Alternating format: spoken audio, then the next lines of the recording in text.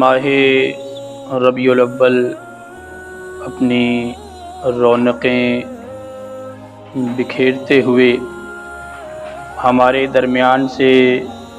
رخصت ہو چکا، اور اب اللہ تبارک و تعالیٰ کے فضل و کرم سے ماہ ربیع الثانی جسے ہم غوث اعظم کا مہینہ بھی کہتے ہیں، کہ اس ماہ مبارکہ کے اندر حضور سیدی مرشدی الشیخ سید عبد القادر جیلانی الحسنی والحسینی ثم البغدادی رحمۃ اللہ تعالی علیہ آپ کا سالانہ عرس پاک بھی اسی ماہ مبارکہ میں ہوتا ہے۔ ہم اپنے گھروں کے اندر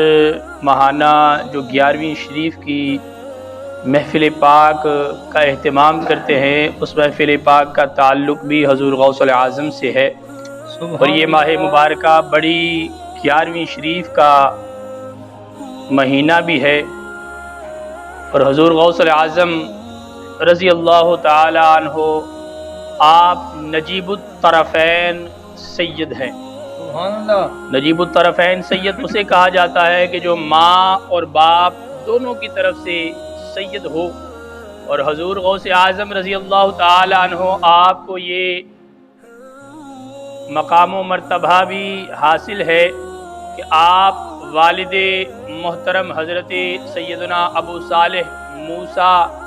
جنگی دوست رحمۃ اللہ تعالی علیہ آپ کی طرف سے حسنی سید ہیں، اور والدہ ماجدہ سیدہ ام خیر فاطمہ رضی اللہ تعالی عنہا کی جانب سے حسینی سید ہیں، اور حضور غوث اعظم رضی اللہ تعالی عنہ ماہ رمضان المبارک کی پہلی تاریخ کو آپ کی ولادت باسعادت ہوئی، اور حضور غوث اعظم رضی اللہ تعالی عنہ کی ولادت باسعادت بھی ایک ہمارے لیے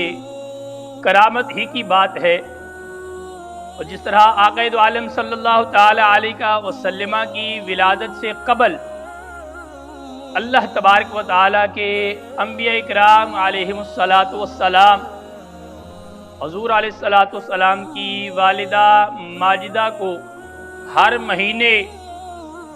ایک نبی اللہ کا آتا اور آپ کو خوشخبری دیتا کہ آپ کو مبارک ہو کہ آپ کے بطن کے اندر نبیوں کے شہنشاہ تشریف لا چکے ہیں، اور آپ صلی اللہ تعالی علیہ وسلم کے بعد اگر جناب حضرت سیدنا عبد القادر جیلانی رحمۃ اللہ تعالی علیہ آپ کی ولادت باسعادت کے سلسلہ کو دیکھیں تو آپ کی ولادت سے قبل آپ کے والد محترم حضرت سیدنا ابو صالح موسیٰ جنگی دوست رحمۃ اللہ تعالی علیہ آپ کے خواب کے اندر نبیوں کے شہنشاہ کی تشریف آوری ہوتی ہے۔ آقا دو عالم صلی اللہ تعالی علیہ وسلم تشریف لاتے ہیں اور آپ کو فرماتے ہیں کہ اے ابو صالح تمہیں مبارک ہو، اللہ تبارک و تعالیٰ تمہیں ایسا بیٹا عطا فرما رہا ہے کہ جو اللہ کا بھی محبوب ہے اور اللہ کے محبوب کا بھی محبوب ہے۔ سبحان اللہ۔ تو یہ اس غوث اعظم رضی اللہ تعالیٰ عنہ کے 11ویں شریف کا مہینہ ہے۔ اللہ تبارک و تعالیٰ کی بارگاہ میں دعا ہے کہ رب ذوالجلال ہمیں اللہ تبارک و تعالیٰ کے نیک بندوں سے پیار رکھنے کی توفیق عطا فرمائے، آمین بجاہ النبی الامین۔